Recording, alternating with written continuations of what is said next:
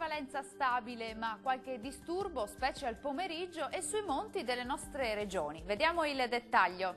Sul Veneto sarà buono al mattino con qualche foschia sulle basse pianure, cielo sereno o poco nuvoloso altrove con isolati acquazzoni sul Bellunese nel pomeriggio.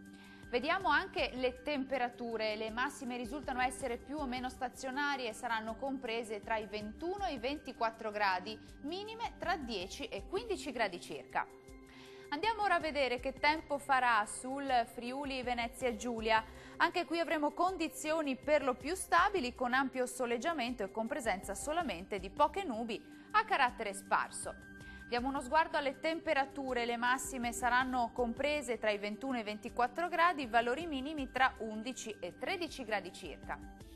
E raggiungiamo infine il Trentino Alto Adige, anche qui sarà buono al mattino, poi nubi in aumento nel corso della giornata con temporali diffusi un po' ovunque, ma migliorerà in serata.